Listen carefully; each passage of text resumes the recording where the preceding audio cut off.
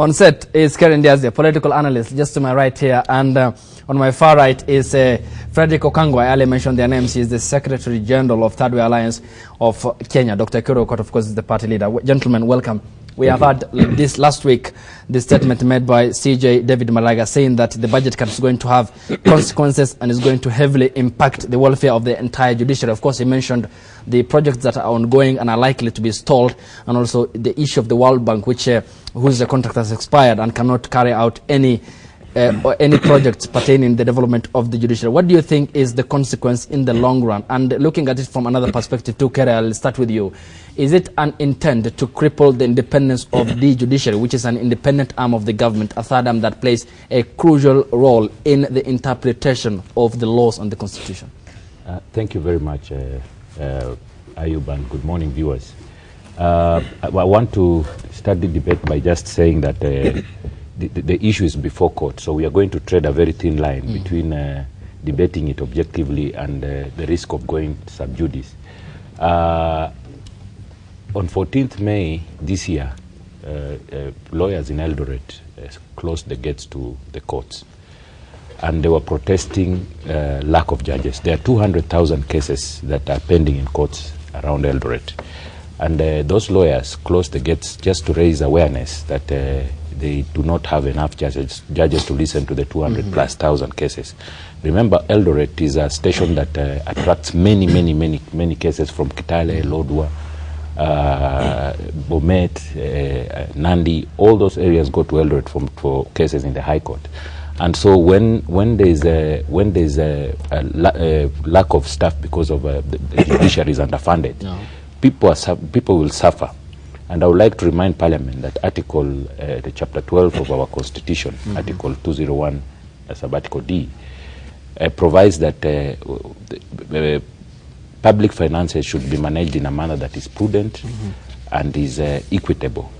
And I would call them that on the issue of judiciary funding, there is no negotiations.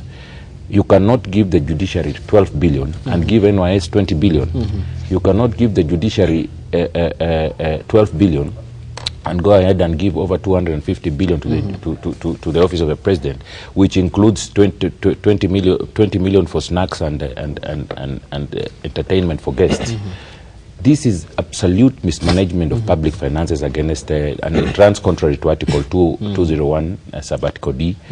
And also infringes on the responsibility of Parliament as captured in Article 94 A, B and C, where the Parliament is obligated by the Constitution to protect the Constitution and ensure that there is the rule of law and democracy.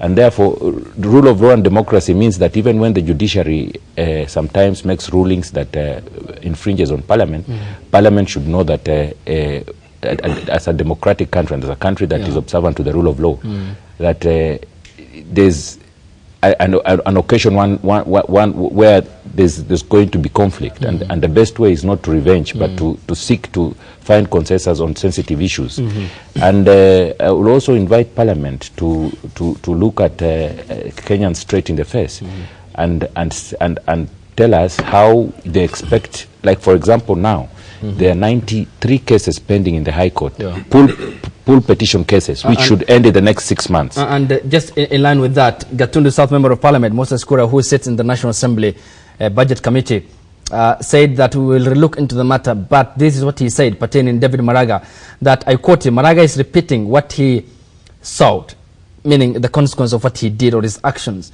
He suspended the implementation of the excise duty introduced in the Finance Bill 2018, which called for the collection of tax. You cannot stop collection of tax and complain about lack of money. What does this say about to Parliament? It seems that what they have done is justified. Do you agree with that? That is bad manners. It's complete bad manners. The Excise Duty Act was stopped because it was unconstitutionally brought before court.